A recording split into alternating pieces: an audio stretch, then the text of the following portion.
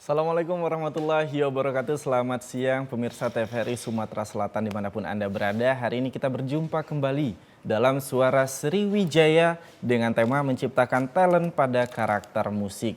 Nah, hari ini kita akan membahas banyak sekali tentang tema kita pada hari ini yang menarik sekali karena kita akan membahas musik dan juga tentunya tentang kedaerahan. Tapi sebelum itu aku menghimbau dulu untuk seluruh pemirsa TVRI yang ada di rumah bahwa saat ini kita masih dalam situasi pandemi.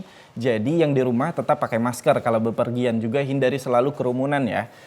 Dan juga kami menghimbau untuk seluruh pemirsa TVRI Sumatera Selatan yang ingin bergabung melalui telepon interaktif kita pada hari ini untuk membahas tentang tema kita hari ini, boleh banget telepon di 0711 311 454. Nah, kalau begitu langsung saja hari ini kita sudah kedatangan dari narasumber-narasumber yang ciamik yang bisa membahas tuntas tentang tema kita hari ini. Siapa lagi kalau bukan yang pertama ada Mas Pujo Mulia. Assalamualaikum Mas. Waalaikumsalam warahmatullahi wabarakatuh. Waalaikumsalam warahmatullahi wabarakatuh. Ada Mas Pujo di sini sebagai pencipta lagu. Iya. Pencipta lagu, tentunya lagu daerah banyak sekali yang sudah diciptakan Mas Pujo. Tapi selain lagu daerah, lagu pop, lagu country, ballad, ska, reggae, lagu religi, lagu banyak sekali itu ya Mas Pujo ya, seluruh genre dilibas habis sama Mas Pujo. Yang kedua ada, aku bingung nyebutnya ini soalnya bagian namanya itu ada sebutan. Jadi Mas Nasyid, Mas Nasyid di sini sudah hadir bersama kita. Assalamualaikum Mas Nasyid. Assalamualaikum. Waalaikumsalam Mas Nasyid. Apa kabarnya Mas Nasyid? Alhamdulillah. Alhamdulillah baik Mas ya. Tadi jalan ke sini macet Mas? Enggak, tapi musim panas ya. Tapi panas dikit. Lumayan. Ya. Semoga mendung, nanti sore hujan biar enak ngopi-ngopi sore-sore nanti. Hujannya nunggu aku sampai aja. Oh benar, benar. Susah pulang kita. Atau boleh untuk menyaksikan TVRI Sumatera Selatan hari ini dengan program Suara Sriwijaya, boleh banget kalau mau nonton di rumah sambil ngopi ataupun makan pisang goreng, enak ini Mas.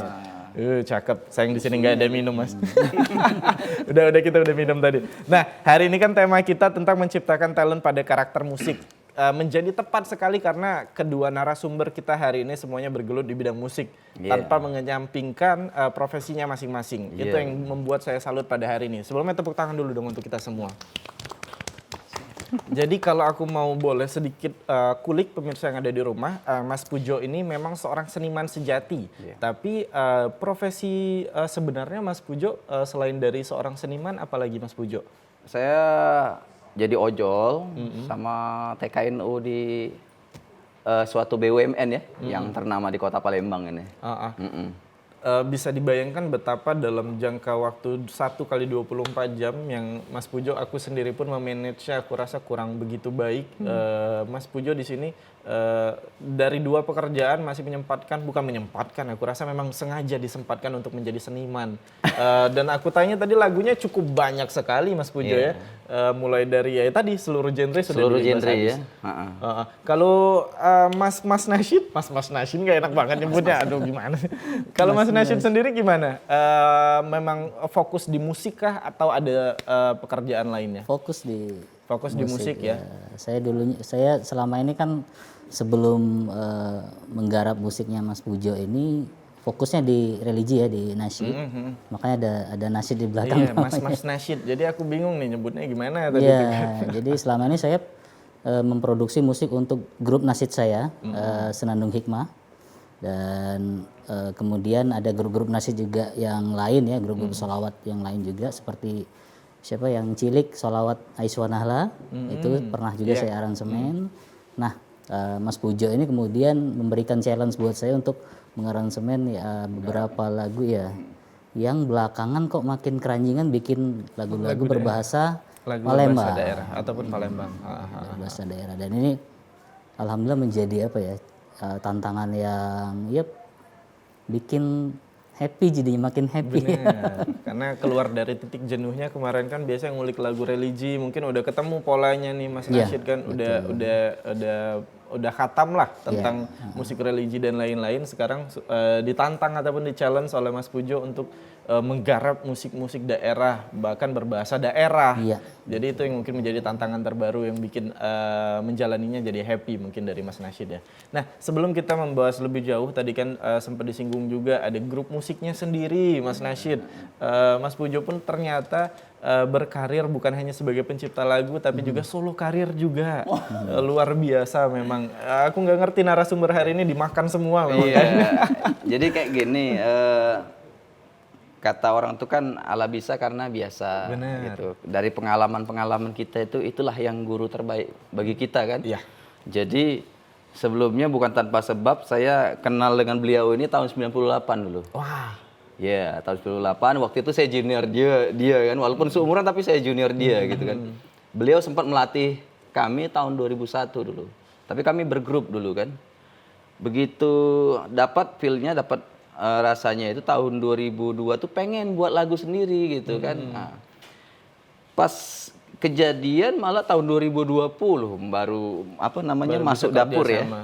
Baru masuk dapur rekaman, baru buat musik sama ini recordingnya. Jadi 98 awal pertemuan dari Iya. sana membangun silaturahmi, bekerja. Itu udah kerja bareng belum Mas Pujo sama Mas Nasyid? Ya dia mah di langit ya, kita di bumi masih. Aku nggak bisa menjelaskan ya bagaimana definisi yang di Iya, langit gitu. dan yang di bumi. Ya sama aja, sama.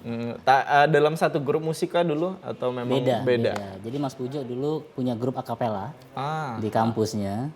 Kalau Oh, saya kan satu kampus. beda. Beda juga? Saya beda. Saya di Jadi junior dan senior ini dalam hal di musik. Iya, dia kalau di bidang musik beliau kan lebih mengenal ya, lebih melotok gitu kan. Lebih berkafaah lah. Jadi Nah, itu ngerti juga Kak. tahun 2001 kebetulan kami mencari waktu itu pelatih ya. Kebetulan beliau juga bersedia ya, alhamdulillah kami dibuat menjadi lebih berkualitas gitu kan. Wah, luar biasa memang. Kalau saya kuliah di Universitas Muhammadiyah Palembang, kalau beliau keluarga Unsri. Oh, satu alma mater sama Satu saya alma mater. berarti Mas Nasyid ya. Tapi beda angkatan lumayan jauh. Nah, Mas Nasyid sama Mas Pujo, aku mau bahas sedikit tentang tema kita hari ini kan menciptakan talent pada karakter musik.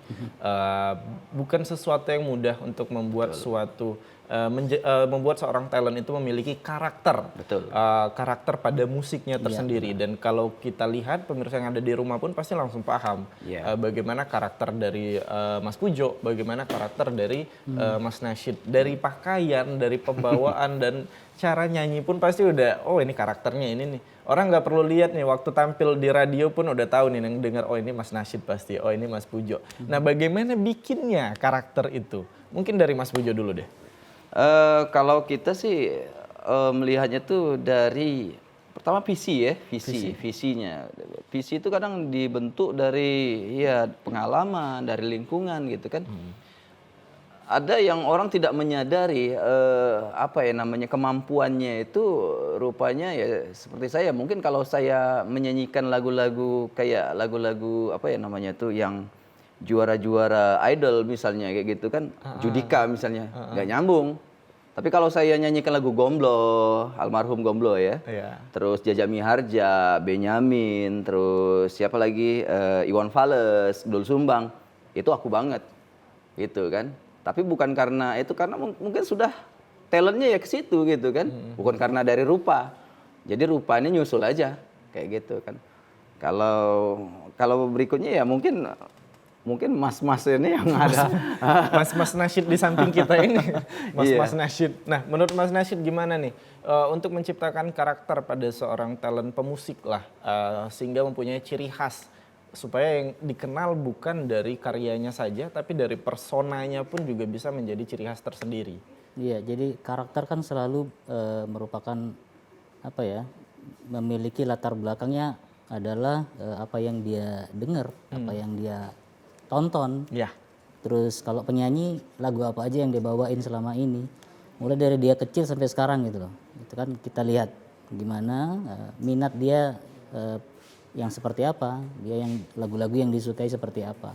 Nah, itu nanti akan sangat membentuk dan mempengaruhi karakter timbre vokalnya, kemudian cengkok-cengkoknya, kemudian range suaranya. Apakah kayak Mas Pujo misalkan yang berat gitu ya, atau dia yang melengking kayak misalkan siapa, Michael Jackson misalkan yang seperti itu, atau Judika, Mariah Carey, Nah itu akan sangat mempengaruhi, termasuk juga apa yang dia baca, ya dari literasi dia apa aja. Kalau sekarang kan channel YouTube yang ditonton apa aja sih, itu kelihatan tuh. Nanti itu sangat mempengaruhi, memudahkan untuk kita sebagai orang-orang produksi musik gitu untuk mengarahkan dia kemana kategori musik yang dia cocok gitu ya, atau genre musik yang dia banget gitu. Iya. Seperti itu. Kalau bahas sedikit karakter, Mas Pujo dan Mas Nasyid tadi kan dibahas juga apa yang dia dengar. Kalau referensi musik kayaknya aku sama deh kayak Mas Pujo. Memang aku OI dari lama, OI dari lama, mulai seluruh lagu Iwan Fals aku tidak ada yang aku tidak suka, Mas Pujo. Berarti hobinya lebih tua dari usianya. Jadi kami berdua ini sebenarnya juga informasi nih untuk yang lainnya. Ya kami mewakili dua karakter apa ya namanya penyanyi. Mungkin ada penyanyi yang dibentuk secara otodidak atau penyanyi yang bersertifikat gitu. Ya mungkin terdidik atau berijazah gitu kan. Ya, saya Terverifikasi lah. ya kami mewakilinya gitu kan. Ada yang ya mungkin seperti saya kan dari kecil hobi. Saya bukan menganggap diri saya itu biduan, artis atau seniman. Karena saya penyuka. Kalau pemusik enggak juga gitu. Penikmat aja gitu. Dan penyuka musik. Kalau mungkin ini yang apa ya namanya Seniman komplitnya seniman asli. Tapi bagi aku Mas Pujo dan Mas Nasyid hari ini adalah seorang seniman karena memang dari latar belakang dan juga apa yang sudah diberikan sumbangsinya untuk kemajuan seni yang ada di Sumatera Selatan ini itu sudah termasuk ke dalam seniman. Iya. Boleh kasih tepuk tangannya dong untuk tamu kita pada hari ini. Nah, balik lagi kita bahas terkait karakter tadi, aku mau bahas sedikit ini terkait karakter pada stage performance nih. Pasti ada ciri khas yang membedakan lah. Tadi kan udah dibahas terkait karakter yang sifatnya adalah alami gitu kan, cara pembawaan ataupun referensi musik gitu kan, teknis vokal dan lain-lain. Tapi kalau stage performance sendiri dan juga penampilan, kalau aku lihat Mas Pujo mah ini reggae sekali kayaknya, anaknya ska gitu kan. Ya anak motor. Ya, anak motor. Atau memang referensinya ingin dikenal sebagai penyanyi yang seperti itu, Mas Pujo. Benar. Jadi baru sadar-sadar umur 40 tahun ini lah baru sadar. Agak jauh Jadi juga. yang sebelumnya itu masih belum sadar gitu kan. Ya beliau juga yang membukakan apa namanya itu mata hati saya gitu. Jadi Mas nggak, kalau mau ke lagu Judika tuh kayaknya nggak cocok gitu kan. Lagu Glenn Fredly tambah jauh gitu kan. Jadi cobalah lagu-lagu yang easy listening kan gitu kan. Oh yang kayak gini. Dan akhirnya saya menemukan memang asik di situ saya tuh bermain di situ. Malahan kadang pas orang mengira saya tuh rendah gitu, pas sekali saya tarik ke atas itu orang malah kaget. Oh bisa juga dicenggokkan Melayu itu bisa juga gitu. Jadi pas kita buat orang tuh sudah nyaman, nggak taunya kita kayak gitu jadi surprise gitu kan, kaget. Elemen of surprise dalam Surprise gitu penampilan, kan. Benar. Jadi kalau saya serahkan, kalau idealisme saya serahkan ke audiens. Apa sih maunya gitu. Benar. Mungkin kalau beliau mungkin dari segi kesempurnaan lebih gitu. Dari tadi dipuji terus sama Mas Pujo. Aduh kendak, jangan-jangan Mas Nasyid ini. Balik ini jangan-jangan minta di aransemen Iya benar, itu dari dia. tadi dipuji terus. Jangan lupa lagu berikutnya ya. Kalau dari Mas Nasyid sendiri, apa yang pengen dicoba disampaikan dari karakter yang dibentuk dari stage performance dan dari penampilan yang coba disampaikan dari karakter musiknya ini apa sebenarnya? Kalau kan sekarang itu udah nggak kayak dulu ya. Kalau dulu kan R&B itu kayak gini gitu loh.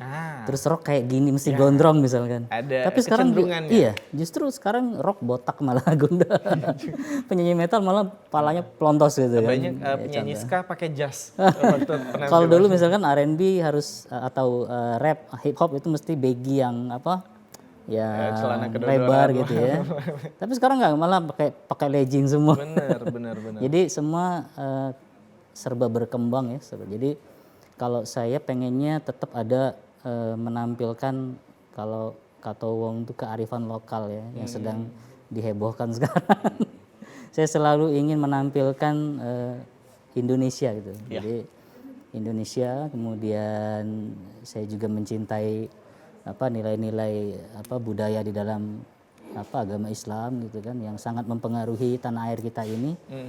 Walaupun musik-musik yang kalau saya performance secara solo itu lebih banyak yang kategorinya ya justru ke R&B gitu ya, justru seperti itu. Nah saya pengen memfusikan atau istilahnya mengkolaborasikan ya, jadi nilai seni yang kebarat-baratan sama performance yang Indonesia gitu. Iya. Ciri khas ataupun karakter lokal lah bisa dibilang, tapi dengan karakter musiknya, jenis musiknya itu yang umum lah, yang bisa dinikmatin semua kalangan, luar biasa sekali. Tapi kalau referensi musik tadi kita bahas sedikit, kalau Mas Pujo tadi kan udah bilang nih referensinya ya kalau nggak Gomblo, Iwan Fals, Aku banget itu. sama banget Mas Pujo. Dari mulai lagu Nenekku Okem, Aku, Kau dan Bekas Pacarmu semuanya aku libas semua. Tidak ada yang tidak aku dengar semuanya. Untuk referensi musik dari Mas Nasyid sendiri itu apa aja? Saya kebanyakan yang 60-an, 70-an, 80-an. Jadi seperti, dan umumnya kebanyakan R&B, pop R&B seperti Michael Jackson gitu ya. Kemudian musiknya Boyz II Men, Babyface gitu. Mariah Carey. Emang serem referensinya Mas Pujo. Jangan lupa Om, John Lennon. The Beatles sedikit ya. The Beatles sedikit untuk yang unsur-unsur rocknya. The Beatles, kemudian kayak Oasis sama Blur gitu ya, yang Britpop gitu. Oke deh kalau gitu kita akan bahas lagi tentang tema kita pada hari ini, tapi jangan kemana-mana, tetap di Suara Sriwijaya.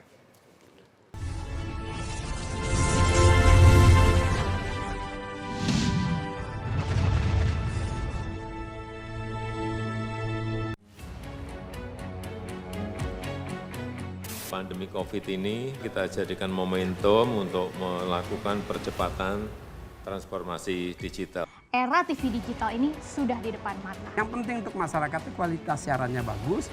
Bagi industri televisi itu sendiri atau penyiaran itu sendiri, agar segmentasi pasarnya nggak tergerus.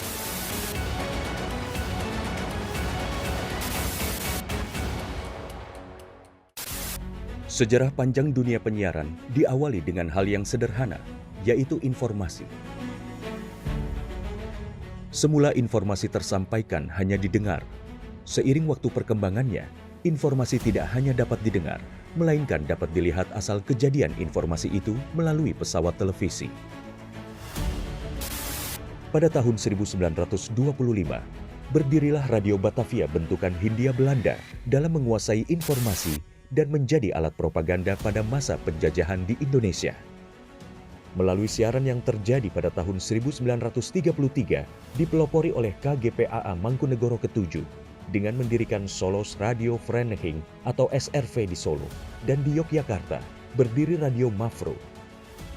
Siaran SRV untuk melawan siaran hiburan budaya barat dengan siaran kebudayaan asal Jawa Indonesia yang siarannya sampai seluruh Hindia Belanda.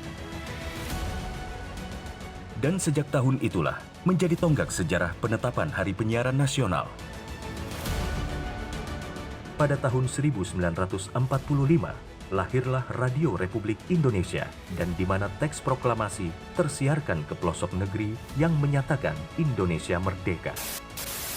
Sejarah dari dunia televisi adalah pada tahun 1962, di mana TVRI sebagai televisi pertama Indonesia yang mengudara dan menyiarkan langsung pembukaan Asian Games keempat di Indonesia. Hingga saat ini, Hari Siaran Nasional telah menginjak masa 88 tahun sebagai saksi dunia penyiaran Indonesia.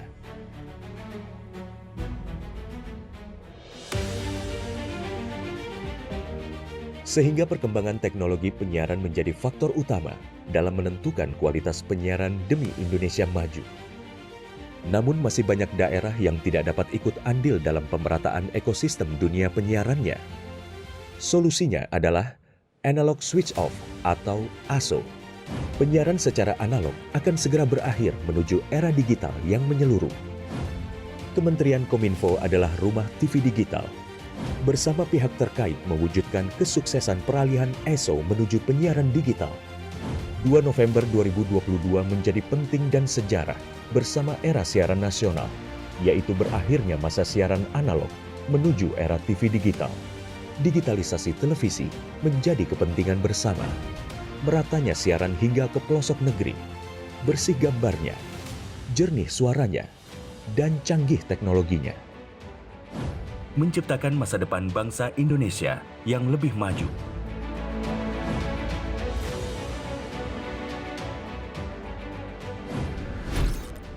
Halo semuanya, aku Modi, maskot TV Digital Indonesia.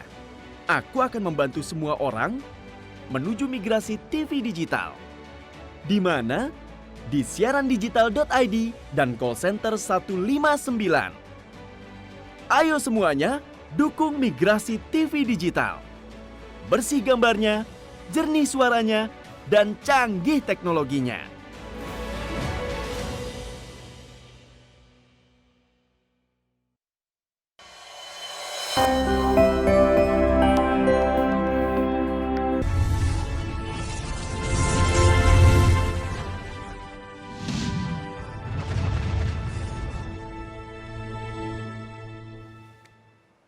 Dan kita kembali lagi dalam program Suara Sriwijaya. Nah, hari ini kita membahas tentang temanya masih tentang menciptakan talent pada karakter musik. Tadi kita sudah bahas sedikit bareng Mas Pujo dan juga Mas Nasyid tentang bagaimana karakter itu dibentuk dan juga dari apa saja. Dari referensi musik, tentunya dari karakter, pola olah vokal dan lain-lainnya. Nah, sebentar lagi kita bakal menyaksikan sesuatu yang spesial ini, Mas Nasyid.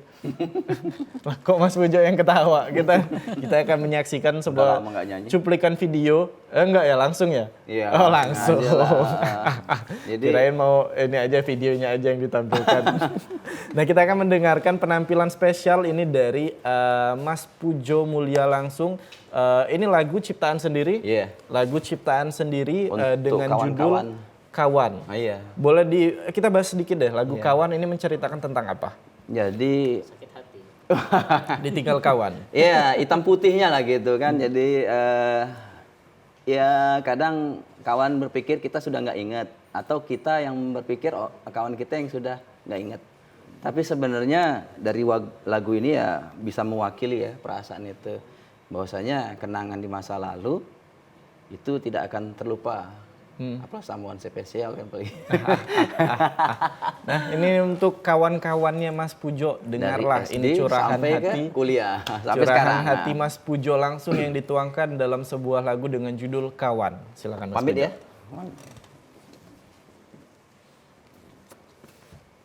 Ya, sebuah lagu untuk kawan-kawanku tercinta dari SD sampai saat ini.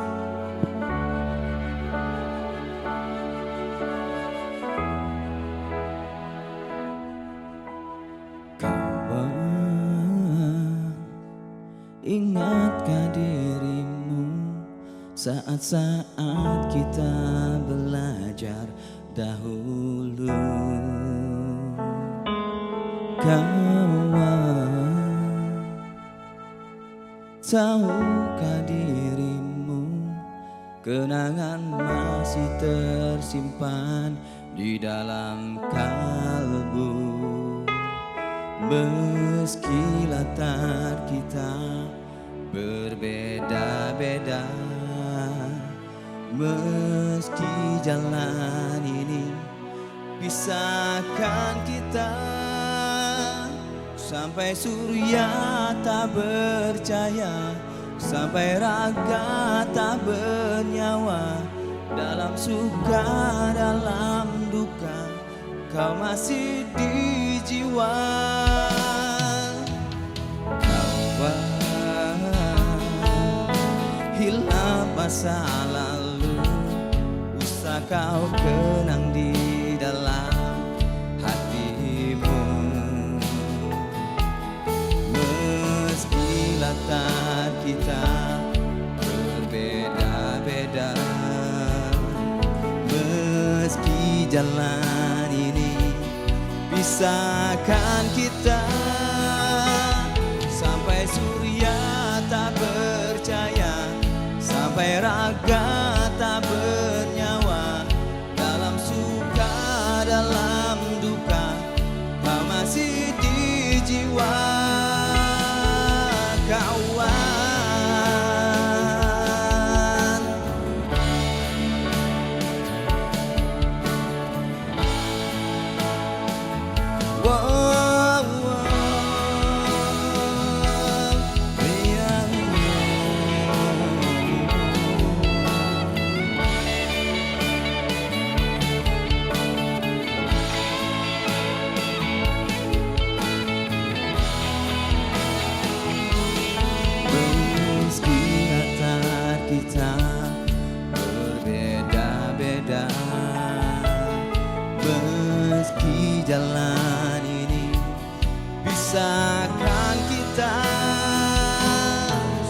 surya tak percaya, sampai raga tak bernyawa.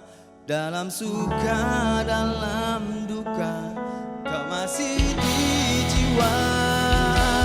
Sampai surya tak percaya, sampai raga tak bernyawa.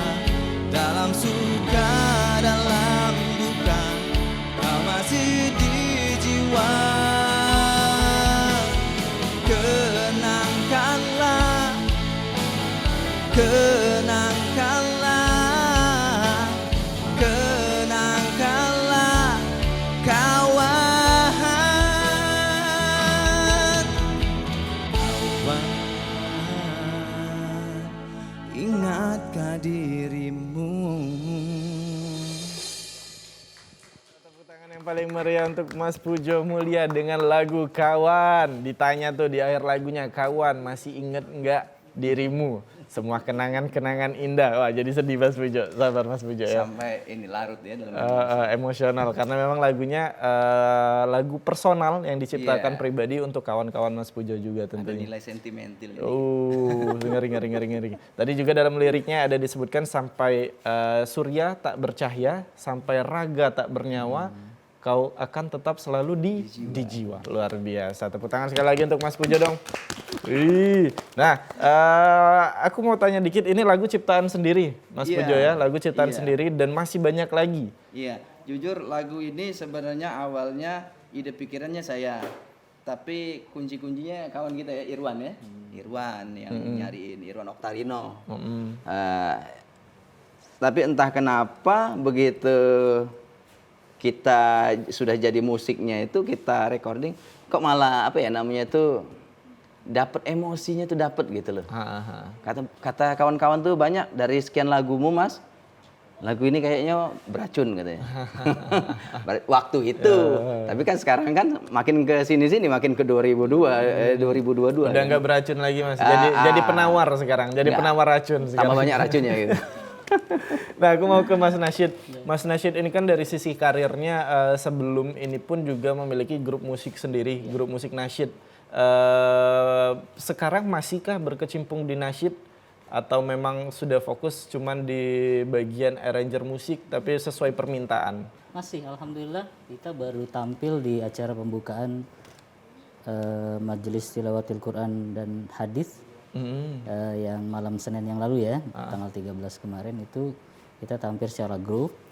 Alhamdulillah terus, dan sekarang juga sedang menyiapkan proyek recycle juga dan proyek solawat ya untuk menyambut mudah-mudahan Ramadan bisa terkejar untuk Ramadan. Maksudnya mau dirilis Ramadan ya. Iya. Tapi itu insya Allah akan, karena temanya tema abadi ya, solawat, kemudian lagu tentang apa ya, ukhuwah, tentang kebersamaan, tentang persatuan, seperti itu ya temanya ya. Nah itu yang sedang kita garap, tapi rencananya insya Allah yang solawat dulu yang akan kita rilis. Gitu. Semoga kita nanti waktu bulan puasa ataupun bulan Ramadan bisa diiringin dengan musik-musik indah dari Mas Nasyid tentunya. Ini sebagai tambahan, saya nyebut tempat Mas Nasyid ini Lab of Nasyid. Oh. lab laboratorium. Laboratorium of Nasyid ya. Oke. Ada aja. Mas Nasyid pun banyak juga menciptakan lagu. Kalau ada sih ya, nggak sebanyak seproduktif Pujo, tapi Mas ada. Pujo. Ada. Kalau lagu yang diciptakan Mas Nasyid memang berfokus di lagu religi ataupun memang ada lagi di luar dari lagu religi, dan ada juga saya mengubah solawat ya, tapi dengan nada yang saya bikin baru seperti itu. Dan Mas Nasyid hanya menyediakan ataupun sebagai teknis penampilan ataupun memang sebenarnya juga nyanyi juga Mas Nasyid. Oh iya, saya di Senandung Hikmah saya vokalis. Oh. Saya kebagian solois, dan juga kalau di backing, kalau misalnya kita ke wire, pembagian suaranya saya di tenor ya, kadang-kadang juga di bass. Teknis sekali Mas Pujo, aku nggak ngerti. Aku pengen dengar juga. Boleh deh. Boleh. Ada telepon masuk. Oh. Halo, assalamualaikum. Waalaikumsalam. Dengan siapa di mana Bapak? Dengan Saleh, Pak. Dengan Pak M. Saleh Di Talang Jambi. di Talang Jambi. Boleh, mau langsung bertanya Bapak kepada siapa, Mas Pujo atau Mas Nasyid? Ya, dua-duanya lah, Pak. Oh boleh, agak serakah Bapak ya. Saya Mau ditanya apa Bapak? Saya ini istilahnya kan otodidak. Jadi saya ini pernah menciptakan lagu-lagu. Tapi untuk mengenalkan atau aransemenkannya itu saya nggak punya grup musik. Oke. Nah, jadi untuk yang seperti itu, untuk mengenalkan atau untuk mengenalkan lagu-lagu itu, kemana arahnya? Oke. Ke siapa? Mulai dari menyempurnakan lagunya karena butuh aransemen musiknya dan juga untuk mempublishnya, Pak Saleh ya? Kemana arahnya itu, Pak? Oke. Ya, coba ya. Terima kasih ya. Baik, terima kasih juga Pak Saleh. Tadi kan aku mau dengar suaranya Mas Nasyid dalam mendendangkan lagu-lagunya, tapi tahan dulu. Kayaknya ini penting banget Mas, pertanyaan dari Pak Saleh karena memang beliau ini katanya suka juga menciptakan lagu. Tapi ada sedikit kebingungan pada proses kreatif dari penciptaan lagunya, mulai dari aransemen musiknya, ngisi lagunya masih kosong mungkin. Jadi cuman ada lirik-lirik yang sudah dibuat oleh Pak Saleh. Dan untuk proses publishnya bagaimana? Kalau untuk zaman sekarang, apakah sama susahnya seperti dulu atau memang ada kemudahan-kemudahan lainnya? Boleh dijawab oleh Mas Nasyid dulu, boleh? Ya, kayaknya sekarang agak lebih sangat jauh berbeda dengan dulu ya. Kalau sekarang, alhamdulillah juga di Sumatera Selatan sudah banyak sekali musisi-musisi yang menjadi music producer atau arranger juga. Cari aja ya, banyak di Palembang yang hebat-hebat juga, yang keren-keren juga sudah. Di TVRI juga musisi-musisi yang di TVRI juga kayaknya keren-keren ya kalau bikin musik, kayak siapa, Mas Indra gitu ya. Terus saya juga baru dengar bahwa putranya juga ada dapat anugerah dari sebuah kompetisi. Nah, itu jadi prosesnya seperti itu. Jadi lagunya dibawa ke music producer atau ke arranger, kemudian di workshop ya, atau dikulik lah istilahnya ya, dicari aransemennya seperti apa, kemudian maunya seperti apa, kemudian nanti ada semacam ada penyesuaian antara ide-ide antara musisinya sama yang menciptakan lagu. Nanti mana yang mau diangkat seperti apa konsepnya. Kemudian kalau untuk mempublishnya tadi itu sangat banyak lagi. Sekarang udah enak banget ya.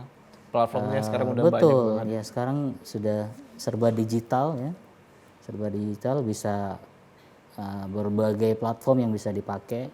Tapi saran saya tentu saja juga jangan lupa konsultasi ke Kementerian Hukum dan HAM ya, terkait hak cipta segala dan seterusnya. Karena banyak sekali teman-teman kita musisi yang ternyata karya-karyanya disalahgunain, dijiplak, dibajak, kemudian atau diproduksi ulang tanpa sepengetahuan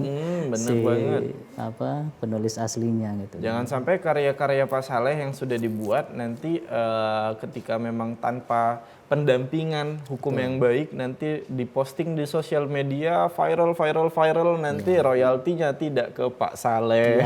Itu sangat banyak sekali. Itu sudah banyak terjadi pada teman-teman musisi kita, Mas Nasyid ya. Nah mungkin tambahan dari Mas Pujo sebagai pelaku juga nih, penyanyi juga, bagaimana sih proses kreatifnya untuk proses penciptaan lagu dan publishernya sekarang bagaimana? Saya langsung jawab ya Pak M. Saleh ya. Jadi begini Pak, saya kalau membuat lagu itu dari gumam dulu. Saya dapat gumam, entah itu waktu bekerja, entah itu di kamar mandi, kemudian dapat gumam dulu. Gumamnya ini arahnya kemana misalnya? Arahnya apa ceria, apa sedih.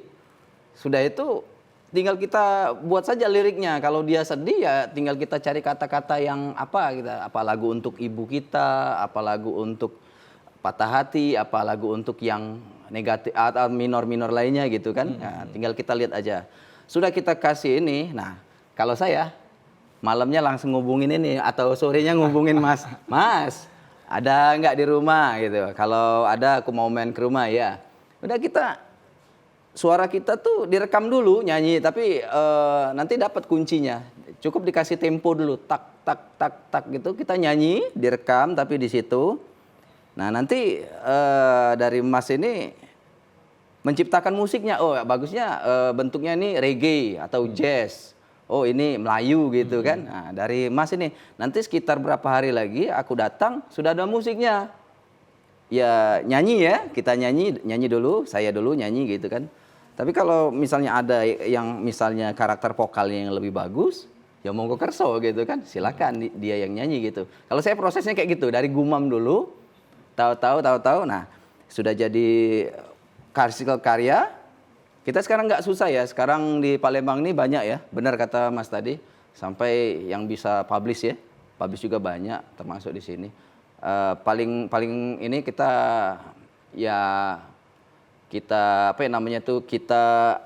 ke Kemenkumham gitu kan, Haki gitu, supaya kita nggak di ini, nah, baru kita publish ke mana namanya tuh, ke publik ya, baru kita publish. Itu aja kalau kiat-kiat dari saya.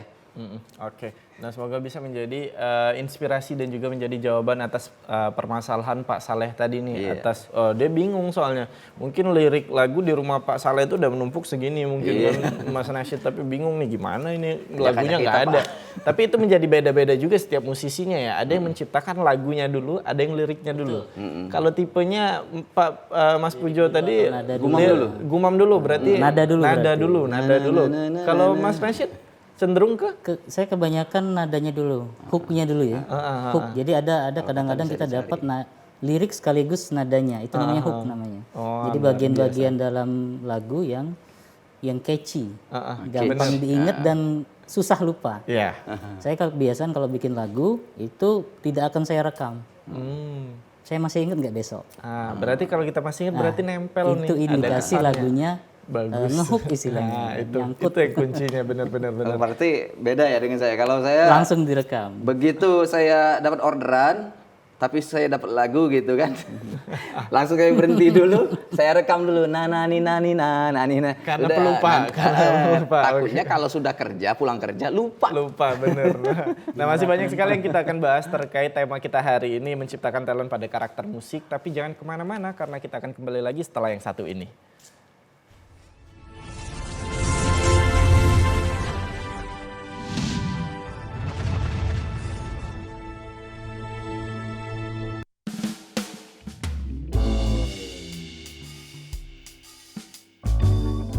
Bapak-bapak, ibu-ibu, jadi hari ini kita akan melakukan vaksinasi. Bapak-bapak, ibu-ibu, jadi hari ini adalah hari yang penting dan bersejarah. Karena kita akan melakukan vaksinasi. Di mana vaksinasi ini akan membentuk kekebalan massa, memutus mata rantai penyebaran dari COVID-19. Nah, jadi ini suntik agak dulu masuk kau tuh. Ini hari ini dosis pertama. 28 hari lagi datang ke sini untuk suntik dosis kedua. Oh, 2 kali. Yo. Sepakat? Ya, sepakat. Oke ya. Oke, dipanggil. Kami dulu jadi nih ya. Mana jadi? Dipanggil ya. Oh iya. Sabar. Wah, kok dosnya nyenggol aku, kok ngajak aku pergi bakar. Itu nih. Woi kau vaksin ini penting Black untuk kepentingan kita sama-sama. Jadi kalau kau divaksin kita terbebas dari virus corona. Benar. Nah, melindungi kau. Berpengalaman Black. Iya, dengar dulu. Melindungi kita galau-galau pokoknya Black. Sudahlah, tidak apa-apa. Apa ada apa? Kita udah kencik kau nih. Mau berani apa, Bang? Berani lah, ini untuk kita, kesehatan kita divaksin nih. Iya, Sehat, Indonesia kuat. Pokoknya agak tidak sakit, cuma inilah jarum suntiknya. Besar. Mana, kau panggil deh. Nah, kau panggil dulu. Panggil Pak RT, ayo lah. Dokter. Agak kunjung Pasien pertama, Black. Nah, cepet-cepet. Udah apa-apa, Black, udah apa-apa. Tidak apa-apa, cepet. Cepet, tidak apa-apa. Angkat ke bawah, angkat ke gendong. Dia Black ya. Sekelas itu. Angkat dulu. Angkat biasa. Angkat di paksa ini. Kan usun. Kecampur dia laju.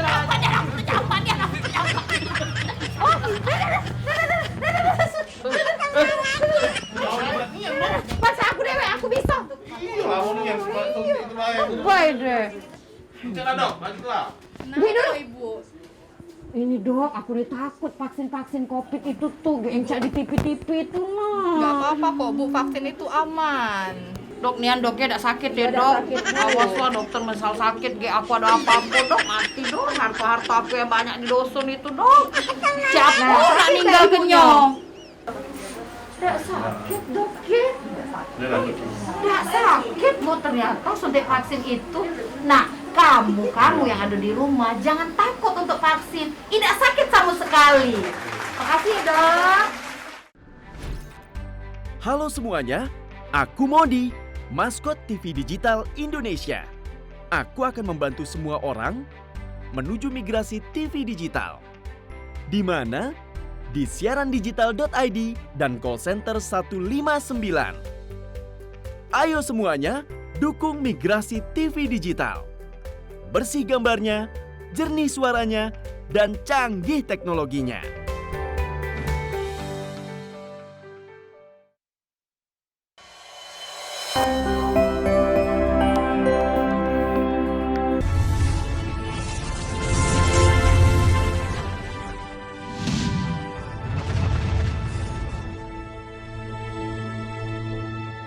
Dan kita kembali lagi dalam program Suara Sriwijaya dan masih membahas tentang tema kita hari ini yaitu menciptakan talent pada karakter musik. Masih bersama narasumber kita yang kece-kece banget hari ini ada Mas Pujo dan juga Mas Nasyid. Tadi sempat kepotong sedikit Mas Pujo bahwa kita akan mendengarkan mungkin sebait, 2 bait, 3 lagu, 1 album mungkin. Tembang ya. Sebuah tembang, bahasanya sebuah tembang pilihan. Kita akan mendengarkan mungkin Mas Nasyid bisa memberikan suaranya sedikit penampilan, kan Mas Nasyid juga solo juga. Ini mau menyanyikan lagu sendiri atau? Kita solawatan aja dikit ya. Solawatan boleh. Kita coba ini dia, ya, ini Mas Nasyid salah silakan. satu solawat yang saya cover song lah ya, versi solawat ya. Ya Rasulullah, salamun alaik, ya Rafi'a syani wa taraji, afatayya جرة العالمين يا مهيلا الجود والكرم والكرم boleh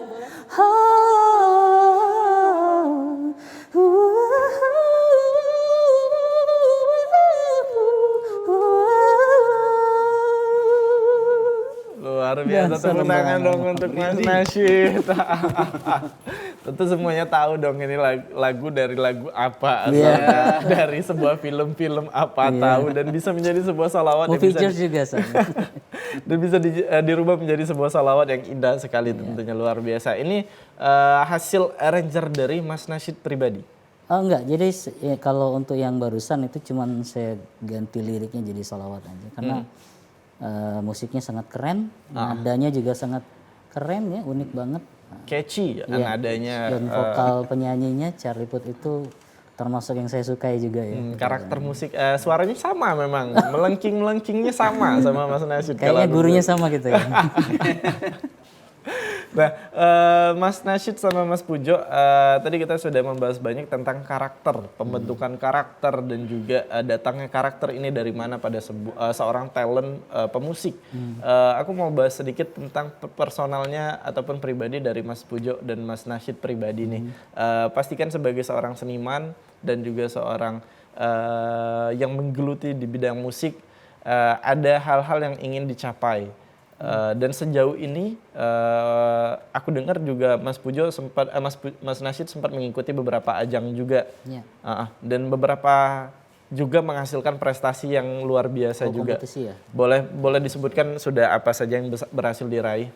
Alhamdulillah, nggak apa-apa ya, bukan berarti kita ria ya. Nah, tapi ini bukan. berbagi, Untuk memotivasi sharing. juga untuk teman-teman yang ada di Alhamdulillah rumah. saya bersama Senandung Hikmah tahun 2004 itu sempat menjadi juara ketiga Festival Nasyid di TV-nya, boleh sebutin nggak apa-apa? Di TV swasta. Di TV, Nah, salah satu TV ya. swasta lah.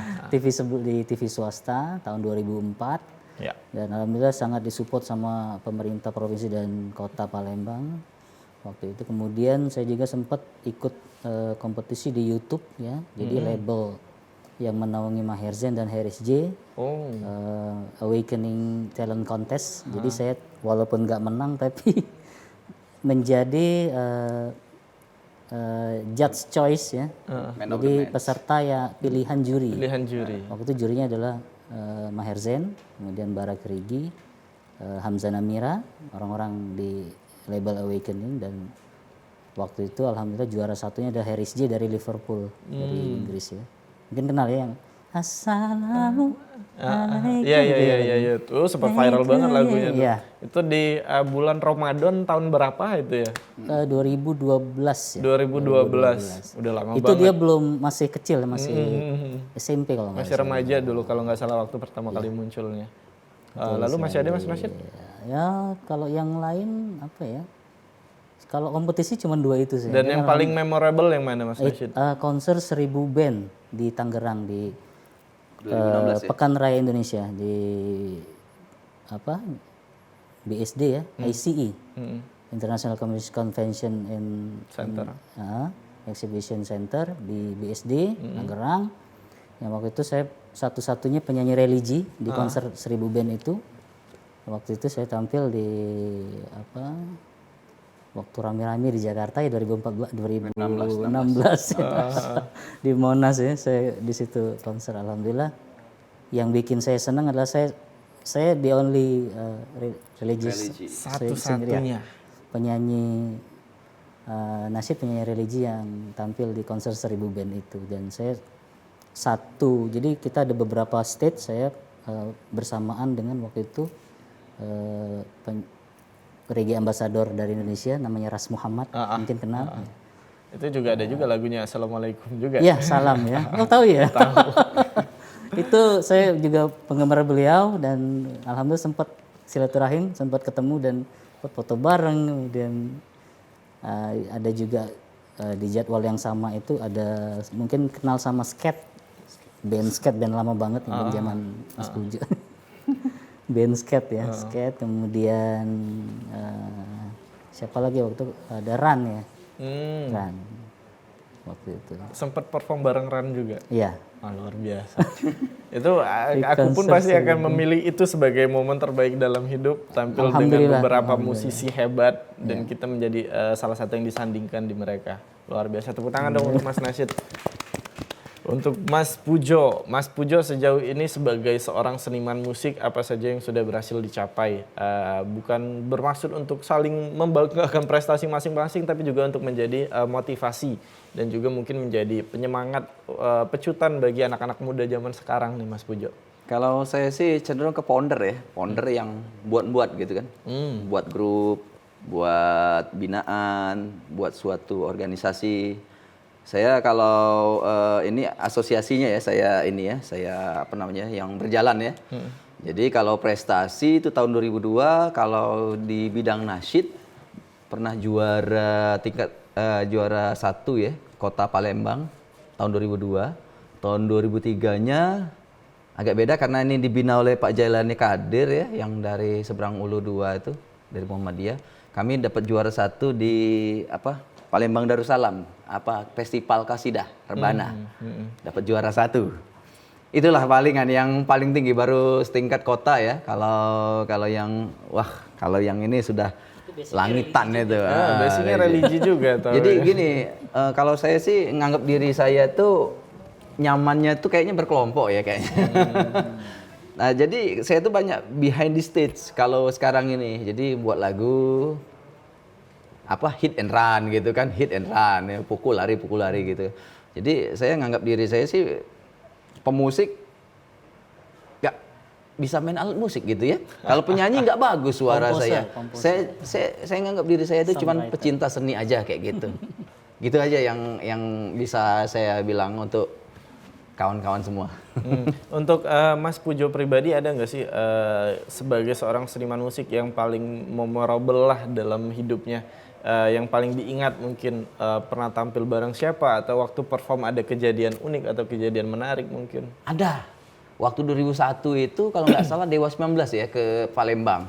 Jadi dia diwawancara di sebuah stasiun radio ya, di radio swasta. Nah, jadi salaman dulu, tanda tangan dulu, foto dulu, nggak tahu namanya.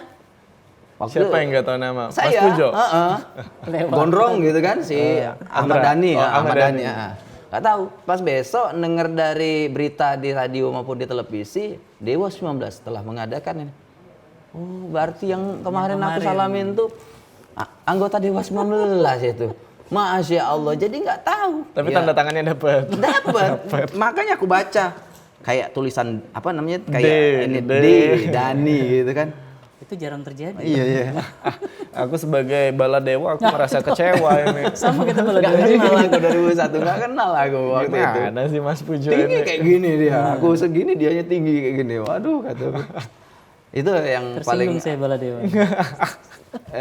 Kalau untuk yang lain-lain sih masih biasa-biasa aja karena ya saya jujur saya nge-MC, saya saya nyanyi itu banyak berkelompok gitu. Tapi kalau sekarang ini saya banyak behind the stage. Itu aja dari saya. Tapi apa yang sudah dilakukan oleh Mas Pujo dengan mensupport penyanyi-penyanyi muda dengan beberapa lagu ciptaannya itu suatu hal yang perlu kita apresiasi dan tidak bisa dilakukan oleh semua orang. Sekali lagi tepuk tangan dong untuk Mas Pujo atas sumbangsinya kepada mereka berdua, sumbangsinya untuk kemajuan seni dan budaya yang ada di Sumatera Selatan tentunya. Minimal kalaupun memang tidak menyerempet sedikit ke seni dan budaya, minimal adalah untuk mengaktifkan kembali kreativitas anak muda pada saat ini. Benar. Karena memang menjadi PR kita semua saat ini Mas Pujo, Mas Nasyid, bagaimana anak muda zaman sekarang, aku bingung Mas Nasyid bagaimana untuk mengkategorikannya. Sebenarnya anak muda sekarang inginnya lebih ke milenial saat ini, ingin maju di bidang kreatif atau memang masih mau konven kayak dulu yang kerja, yang ngantor dan lain-lain. Tapi di lain sisi juga kayaknya semangatnya nggak terlalu begitu ke sana deh. Menurut Mas Nasyid sendiri nih, untuk anak muda sekarang kalaupun mau kita arahkan, apa sih yang harusnya dimulai untuk menuju ke industri kreatif ini? Kayaknya semua akan menjadi kreatif ya. Jadi semua bidang harus memiliki kreativitas. Pada akhirnya seperti itu. Saya yakin dulunya juga seperti itu. Jadi dunia ini kan berputar ya. Ya. Maka akan ketemu ke situ lagi gitu. Nah, jadi ya sudah. Jadi saatnya para orang-orang kreatif untuk lebih untuk lebih proaktif ya, untuk memasuki dunia dimanapun di bidang dia yang dia miliki gitu ya. Termasuk juga barangkali ada teman-teman kita yang mungkin kerjanya di kantor atau seperti Mas Pujo, tapi dia punya ruang-ruang kreatif, ruang-ruang kreativitas dia sendiri yang itu juga tidak menutup kemungkinan bisa mempengaruhi pekerjaan dia, mewarnai pekerjaan dia, sehingga pekerjaan dia menjadi sebuah karya, bukan hanya sebuah pekerjaan. Ya, kalau saya nilai ya Om, jadi kayak semacam legasi ya, peninggalan ya. Jadi kalau kita investasi itu kan kadang investasi emas atau investasi beli tanah gitu kan. Kalau sekarang enggak, jadi karya juga bisa jadi investasi kita di masa yang depan. Jadi amal jariah, apalagi lagu kita tuh menceriakan dunia begitu kan. Nah, jadi tidak semua orang kaya yang punya duit, yang dekat dengan alat musik bahkan itu kalau nggak ada minatnya untuk menciptakan begitu ya, jauh. Jadi yang namanya menciptakan ini kan apa ya namanya tuh feel-nya masing-masing gitu kan. Gairahnya masing-masing gitu. Oh, mau menciptakan gitu. Banyak kawan yang dekat dengan alat musik tapi masih senang menyanyikan misalnya lagu-lagu yang sudah ada gitu kan. Nah, kayak gitu.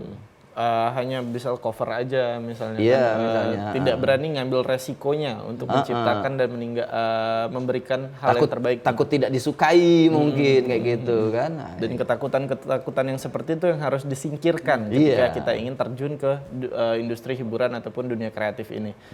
Kalau dari sisi musiknya nih, tadi kan disinggung sedikit sama Mas Nasyid bahwa ya segala sesuatunya trendsetter pun juga berputar. Pada saat ini lagu kita kecenderungannya seperti apa? Mungkin balik lagi ke 90s, balik lagi ke 80s, mungkin balik lagi ke 70s. Kalau dari sekarang kita ini karakternya gimana Mas Nasyid? Kalau yang di Palembang ya, Sumatera Selatan deh, khususnya kita kerucutkan kembali, nggak usah bahas Indonesia pada umumnya. Sekarang kita di Sumatera Selatan ini lagu daerahnya pun di cenderungnya lagu Jawa malah kalah yang Palembangannya kan, tetap kok keroncongannya keroncong Jawa. Karena yang di YouTube yang itu. Trendsetternya di sana. Ada nggak Mas Nasyid kira-kira untuk merubah trendsetter ini menjadi punya kita sendiri nih?